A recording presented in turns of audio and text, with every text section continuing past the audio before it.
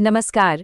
आज के इस एक्सप्लेनर में हम एक बहुत ही खास और सच में रोमांचक सफर पर निकलने वाले हैं। शुरुआत होगी वहां से जहां से सब शुरू हुआ, यानी जीवन की उत्पत्ति।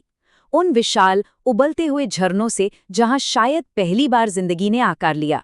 और वहां से ना हम बिल्कुल जूम इन करते हुए सीधे उन बेहद छोटे अदृश्य नियामक तत्वों तक जाएंगे जो हर एक जीवित कोशिका यानी सेल को चलाते हैं। ये एक एक्सट्रीम मैक्रो लेवल से बिल्कुल माइक्रो लेवल तक का सफर होने वाला है। तो चलिए बिना वक्त गवाए इस अद्भुत दुनिया को मिलकर समझते हैं। ओके, चलिए सीधे इस सवाल पर आते हैं। क्या खोलते हुए पानी में जीवन की शुरुआत हो सकती है? सुनने में अजीब लगता है ना, लेकिन जरा सोचिए, करीब 3.5 बिलियन साल पहले हमारी पृथ्वी का माहौल बिल्कुल ऐसा ही था, बेहद गर्म और तेजी से बदलता हुआ। ऐसे एक्सट्रीम एनवायरमेंटल कंडीशंस में जहां लगभग हर चीज जलकर राख हो सकती है, वहां जीवन का बीज कैसे बोया गया होगा? लाइफ आखिर वहां सरवाइव कैसे कर पाई? ये सच में दिमाग घुमा देने वाली बात है। इसका एक बिल्कुल सटीक उदाहरण हमें भारत में ही मिलता है, लद्दाख की पुगा वैली के उबलते हुए झरने। यहाँ थर्मोफाइल्स पाए जाते हैं। अब ये थर्मोफाइल्स क्या हैं? ये ऐसे यूनिसेल्यूलर यानी एक कोशिकीय बैक्टीरिया हैं जिन्हें गर्मी से बड़ा लगाव होता है, और ये इतने गर्म माहौल में ना सिर्फ जिंदा रहते हैं बल्कि आराम से फलते फूलते भी हैं। बिरबल साहनी इंस्टीट्यूट ऑफ पैलियोसाइंसेस के वैज्ञानिकों ने जब इन झरनों को क्लोजली स्टडी किया तो उन्हें एक और कमाल की चीज मिली। यहाँ कैल्शियम कार्बोनेट बहुत ही तेजी से बनता है, और चांसेस हैं कि इन्हीं कैल्शियम कार्बोनेट डिपॉजिट्स ने शुरुआती ऑर्गेनिक मॉलिक्यूल्स को खतरनाक रेडिएशन से बचाया होगा, और इसी प्रोसेस ने सेल की पहली प्रोटेक्टिव मेम्ब्रेन बनने में मदद की। वही मेम्ब्रेन जो आज एक कोशिका की सबसे मुख्य पहचान होती है। पृथ्वी की शुरुआत के इस विशाल पैमाने से आगे बढ़ते हैं और the limit of human site यानी मानव दृष्टि की सीमा को समझते हैं।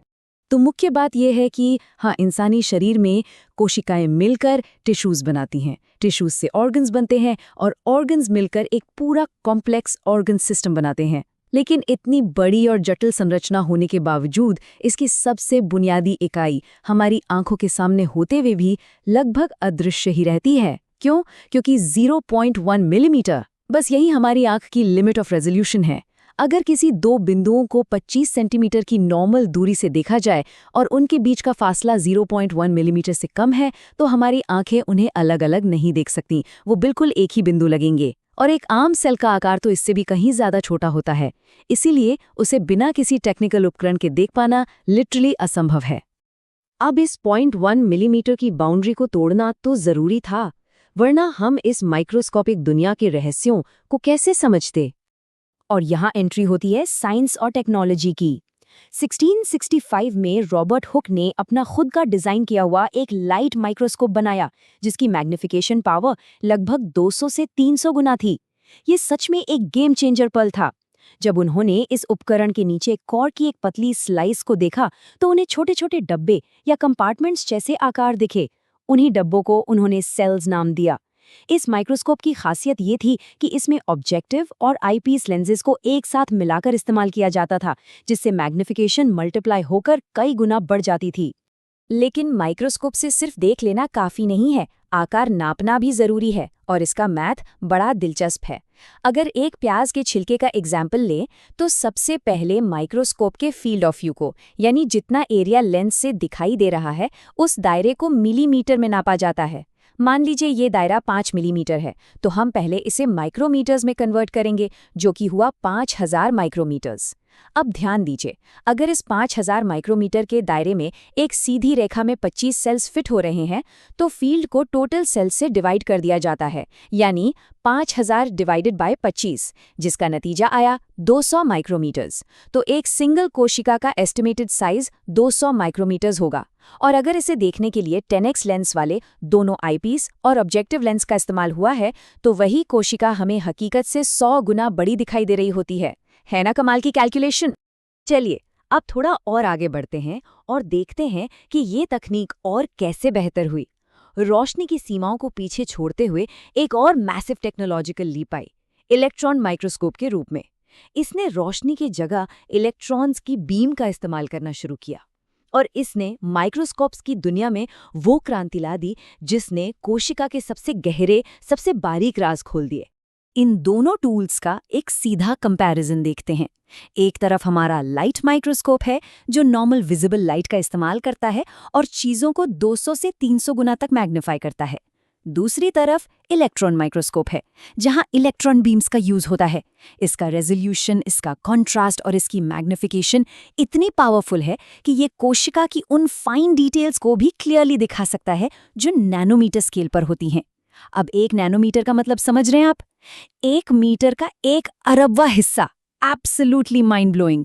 इस एक इन्वेंशन ने साइंटिस्ट्स को सेल को नैनोमीटर लेवल पर देखने और समझने की पूरी शक्ति दे दी। तो आइए इलेक्ट्रॉन माइक्रोस्कोप की मदद से और ज्यादा जूम इन करते हैं और द फ्लूइड मोज़ैक गेटकीपर को बारीकी से समझते हैं।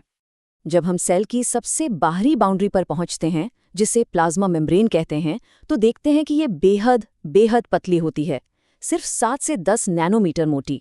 लेकिन सबसे इंपॉर्टेंट बात इसकी मोटाई नहीं, बल्कि इसका सेलेक्टिवली परमिएबल होना है। इसका मतलब है कि ये एक ऐसी स्मार्ट बाउंड्री है जो कुछ ज़रूरी चीज़ों को तो ईजिली अंदर आने या बाहर जाने देती है, लेकिन जो चीज़ें सेल के लिए अनचाही हैं उन्हें स्ट्रिक्ट गेटकीपर की तरह पूरी तरह ब्लॉक कर देती है। ये एक यूनिवर्सल फीचर है जो दुनिया की हर कोशिका में पाया जाता है और यही तय करता है कि एक सेल अपने आसपास के एनवायरनमेंट से कैसे इंटरैक्ट करेगा।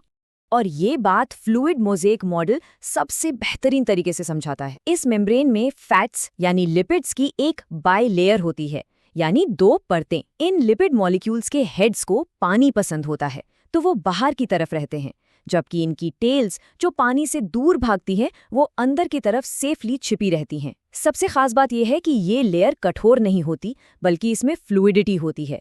इस फ्लूइडिटी के कारण मॉलिक्यूल्स साइडवेज मूव कर सकते हैं, फ्लिप हो सकते हैं और रोटेट भी कर सकते हैं। मेम्ब्रेन के बीच बीच में जो प्रोटीन सेट होते हैं वो सच में उन दरबानों या गेटकीपर्स की तरह होते हैं और मॉलिक्यूल्स के आने जाने का रास्ता कंट्रोल करते हैं। अगर आप ध्यान से सोचें तो ये बिल्कुल एक मोज़ेक आर्ट जैसा लगता है, जहां अलग अलग टाइल्स बिखरी और सजी होती हैं। इसीलिए इसे फ्लूइड मोज़ेक मॉडल कहा गया है। अब श्रिंकिंग और स्वेलिंग सेल्स पर आते हैं और देखते हैं कि जब इन स्मार्ट गेटकीपर्स को एक्सट्रीम कंडीशंस में टेस्ट किया जाता है तो क्या होता है। अब इस एक्सपेरिमेंट में जो नतीजे दिख रहे हैं वो काफ़ी क्लियर और इंटरेस्टिंग है। यहाँ आलू के टुकड़ों के साथ एक सिंपल सा टेस्ट हुआ है। बीकर ए में सिर्फ प्लेन साफ पानी है, जिसके कारण आलू का टुकड़ा पानी सोख कर फूल गया है। वहीं बीकर बी में 20% नमक या चीनी का गाढ़ा घोल है और उसमें रखा आलू का टुकड़ा बिल्कुल सिकुड़ गया है। कोशिका की सिलेक्टिवली परमिएबल मेम्ब्रेन के आर पार पानी के इसी नेचुरल मूवमेंट की वजह से ही हमें ये डायरेक्ट बदलाव देखने को मिलता है। अगर इसे साइंटिफिक टर्मिनोलॉजी के जरिए समझें तो इसमें 3 स्थितियां बनती हैं। पहली स्थिति है आइसोटोनिक, जहां सेल के बाहर और अंदर का कॉन्सेंट्रेशन बिल्कुल बराबर होता है, इसलिए पानी का कोई नेट मूवमेंट नहीं होता और कोशिका के आकार में कोई बदलाव नहीं आता। दूसरी है हाइपोटोनिक, जहां सेल के बाहर सॉल्यूट कॉन्सेंट्रेशन कम होता है, जिसका नतीजा ये होता है कि पानी सेल के अंदर मूव करता है और सेल फूल जाता है, बिल्कुल बीकर ए के आलू की तरह। और तीसरी स्थिति है हाइपरटोनिक, जहां बाहर का कॉन्सेंट्रेशन बहुत ज्यादा गाढ़ा होता है। ऐसे में कोशिका के अंदर का पानी बाहर निकलने लगता है और सेल बुरी तरह सिकुड़ जाता है, जैसे 20% सोल्यूशन वाले बीकर बी में हुआ। लेकिन यहाँ एक बहुत ही इंपॉर्टेंट डिटेल और भी है, दी एक्स्ट्रा बाउंड्री। पौधों, फंगाई और बैक्टीरिया में सेल मेम्ब्रेन के बाहर एक और कड़ी रिजिड दीवार होती है जिसे सेल वॉल कहते हैं। अगर एक प्लांट सेल को, जैसे रोहियों के पत्ते या प्याज की कोशिका को, किसी 20% चीनी के घोल में रखा जाए तो पानी बाहर निकलने की वजह से सेल के अंदर का हिस्सा तो जरूर सिकुड़ेगा, लेकिन उसकी बॉक्स जैसी आउटर सेल वॉल अपनी जगह वैसी ही स्ट्रिक्ट और रिजिड रहेगी। सेल का बेसिक आकार बना रहेगा। इसके बिल्कुल ऑपोजिट, अगर किसी इरेगुलरली अरेंज्ड एनिमल सेल को, जैसे कि हमारे गाल की कोशिका को, इसी सोल्यूशन में रखें तो सेल वॉल ना होने की वजह से वो सेल कंप्लीटली सिकुड़ जाएगा। ये इन दोनों के स्ट्रक्चर का एक बहुत बड़ा और ज़रूरी अंतर है। तो चलिए आज के इस एक्सप्लेनर को ख़त्म करने से पहले एक दिलचस्प सवाल पर विचार करते हैं। अगर मूंग की दाल के बीजों को पहले 12 घंटे तक साफ पानी में भिगोया जाए और फिर अचानक उन्हें किसी गाढ़े कॉन्सेंट्रेटेड घोल में डाल दिया जाए तो क्या होगा?